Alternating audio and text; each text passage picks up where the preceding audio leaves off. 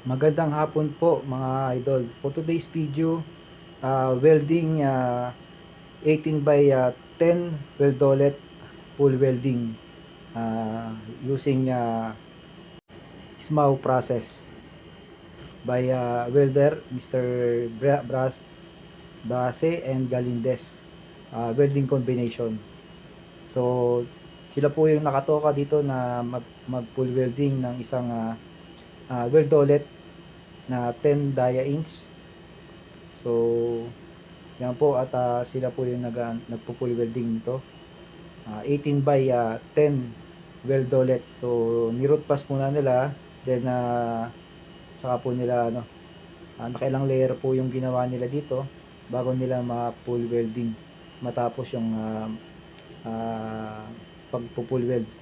So sa ngayon po tuloy-tuloy pa rin po yung kanilang paglalagay ng layer dito sa weldolet na to na 10 dia inch. Sina Mr. Brase and Mr. Galindez ang mahuhusay at mga magigiting natin mga welder ng ARCC. So sila po yung mga certified Aramco at talagang mga batikan po ng mga welder na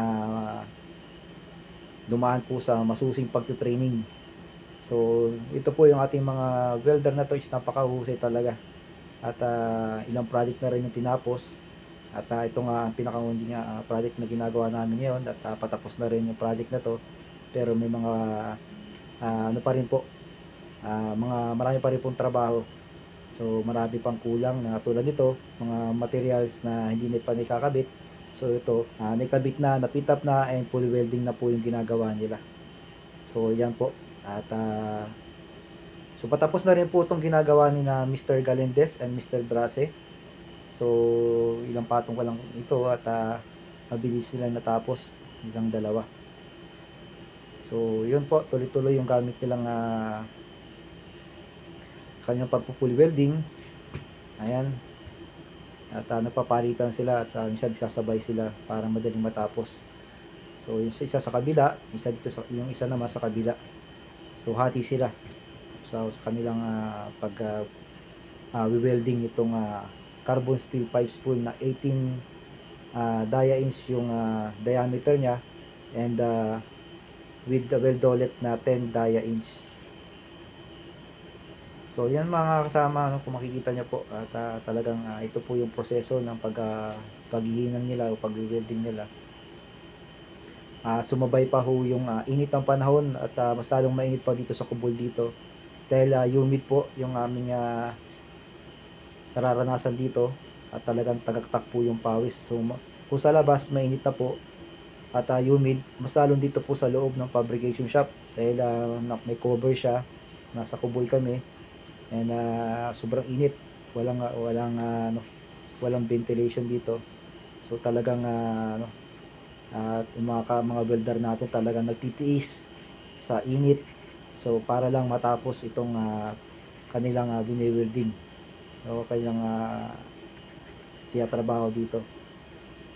Ayan po, talagang napaka nung ating mga welder, napakatsaga at matiisin. Ayan po, at talagang mapapakikita nyo yung kanilang husay sa kanilang pag-welding. Ayan.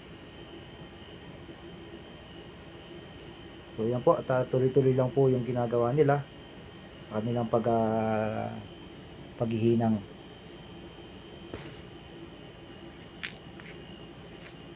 Ayan. Panoorin ho natin yung kanilang ginagawa. Ayan. Medyo nga lang po yung kasi sobrang liwanag dito yung flashback nung yung hinang. Tsaka mausok. Ayan po. Ayan. So ito na po yung tapos na nila. Nung matapos na po, ito na yung kinalabasan. So nilinisan nila. So yan po yung natapos silang hinangin na full weld na po nila itong 10 dia inch na weldolet. So yan po yung finish niya. Ayan. So hinihintay na lang po yung QC para ma-inspect po to at ma-approve na, and para mailabas na sa at susunod naman nila dito yung maliliit na weldolet na 1 in 1/2. Lang po, at marami pong salamat. Thank you po sa inyong panonood.